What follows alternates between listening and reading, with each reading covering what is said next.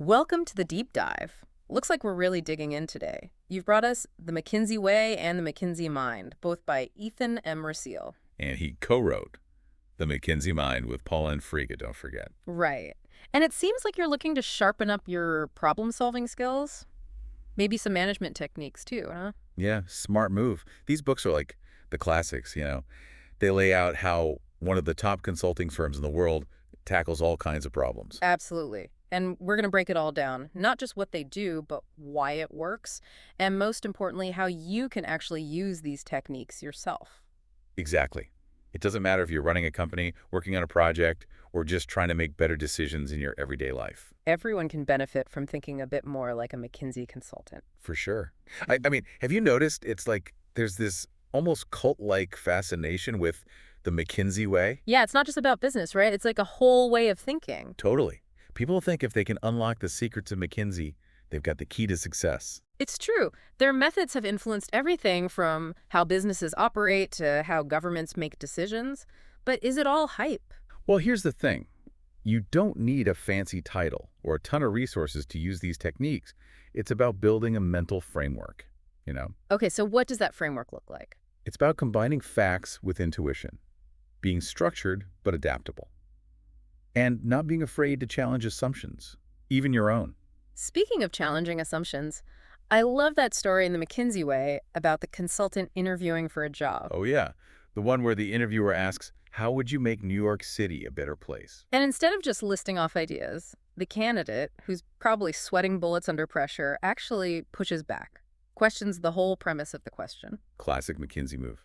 Always pushing for clarity, even in a job interview. That example perfectly illustrates their approach. It's not about blindly following rules. It's about thinking critically and creatively. And that's something you can apply to any problem. Right. Okay, so let's dive into some of those problem-solving fundamentals. One of the core concepts in the McKinsey Way is MECE, mutually exclusive, collectively exhaustive. Sounds intimidating, right? A little bit. But it's actually a pretty simple idea. So break it down for us. What does MECE actually mean?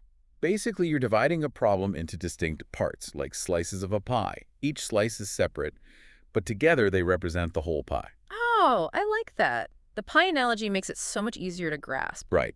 It's about making sure you've considered every angle. Yeah. They use the Acme Widgets case study in the book to show how MECE works in action. I remember that one. They were trying to figure out why widget sales were declining, right? Yep. By using MECE, they were able to break down the problem into specific areas. Marketing, pricing, sales channels, even looked at the cost of production. And by doing that, they didn't miss any crucial piece of the puzzle. I think everyone's felt that feeling at some point.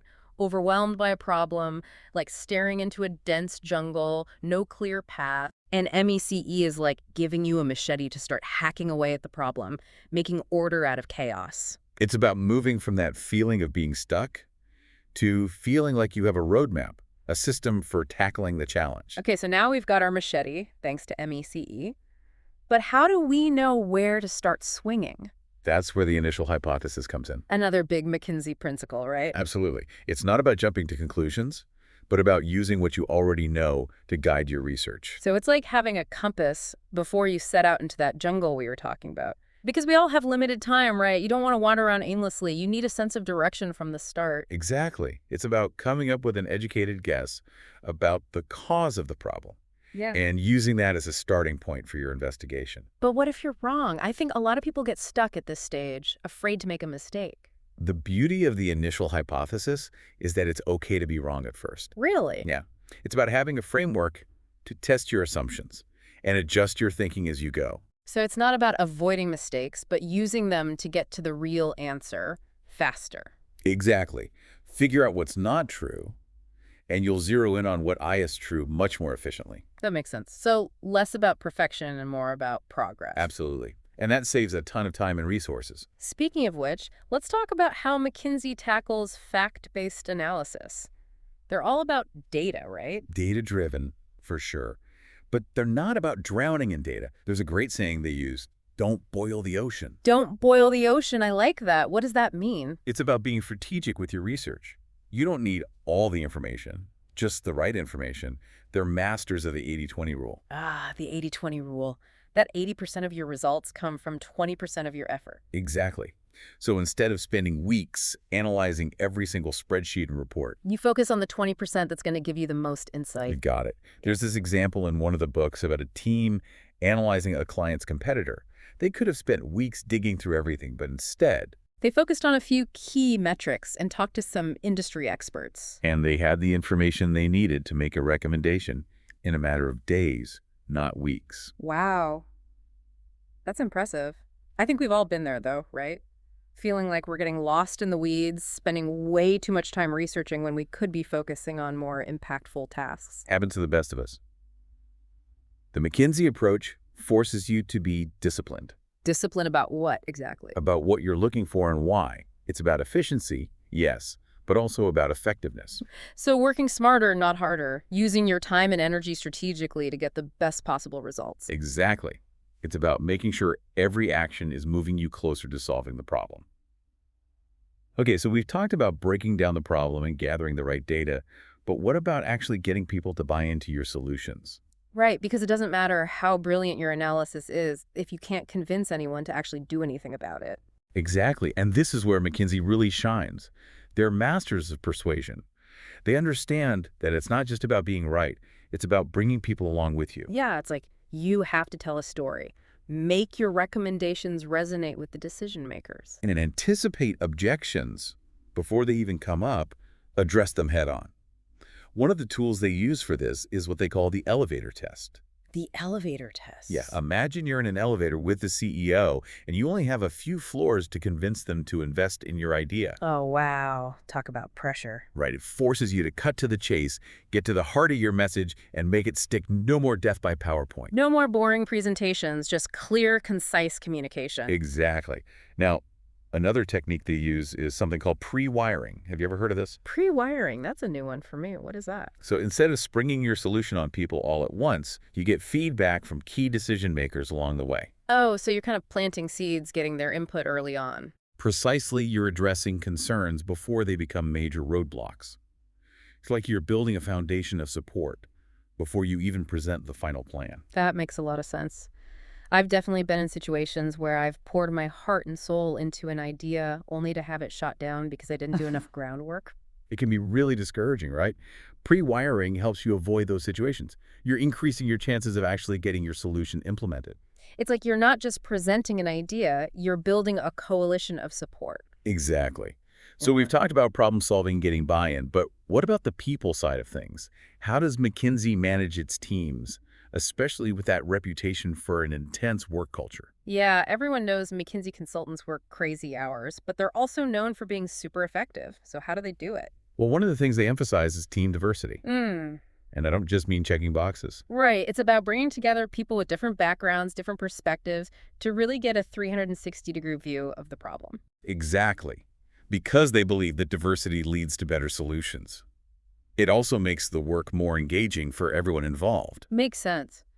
But of course, not every team is perfect. Even at McKinsey, you're going to have some challenging personalities. Oh, for sure. In fact, the McKinsey mind talks about something called liability clients. Liability clients? What are those? Basically, they're the clients or team members who are constantly negative resistant to change or just plain difficult to work with. We've all worked with those people, haven't we? They can really drag a team down. Absolutely. Yeah. And even McKinsey has to deal with them.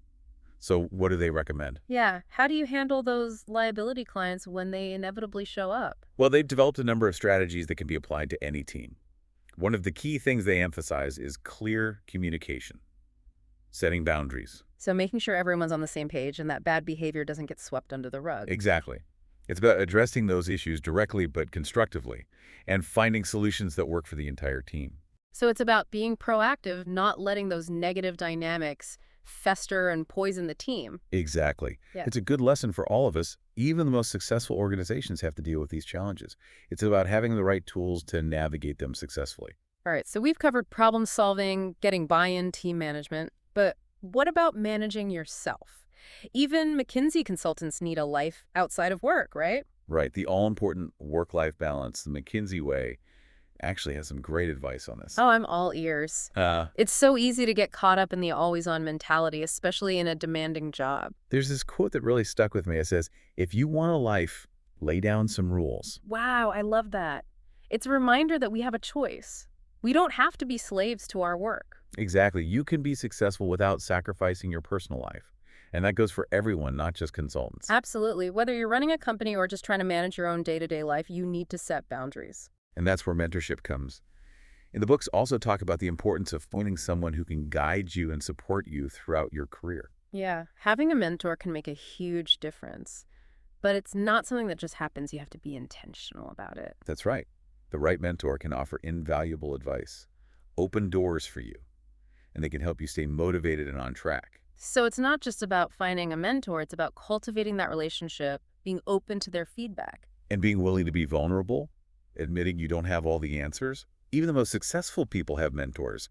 We all need guidance and support. So it sounds like even though McKinsey is known for this super analytical approach, they also understand the human element, the importance of relationships. Absolutely. It's not just about numbers and data. It's about people and how we connect with each other. It's like having your own personal board of advisors helping you make those tough decisions.